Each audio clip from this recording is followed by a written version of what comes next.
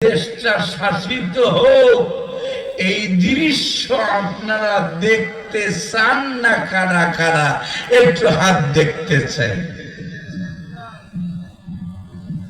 হ্যাঁ, আমি একটু টেস্ট করলাম যে আপনাদের নজর কার দিক কোথায় আছে। আলহামদুলিল্লাহ আপনারা নজর আছে, দুই একজন একটু খেয়াল করতে পারেন, বুঝতে পারেন।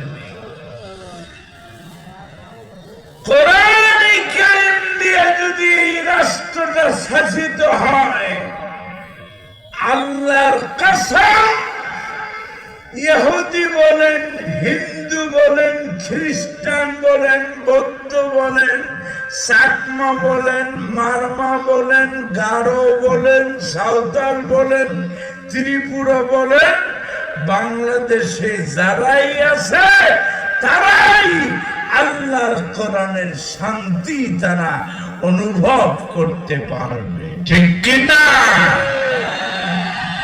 এবং কোরআন প্রতিষ্ঠিত হলে আল্লাহর কসম কেউ কারো উপরে জুলুম করতে পারবে না।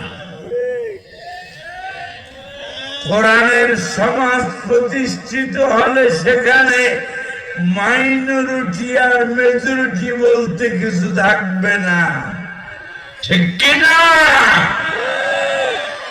এগুলো সব বাতিলদের আবিষ্কার। যারা যেই ভূখণ্ডে যেখানে জন্ম, সেখানে তারাই সেখানের সবাই মেজরিটি, ঠিক কিনা?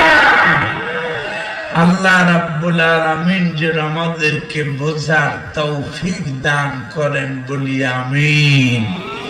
ভাইরা আমার, চলুন সবাই মিলে কোরআনে কারীম পড়ি, কোরআন বুঝি, এর ভিতরে যে কি আছে এটা জানার চেষ্টা করি।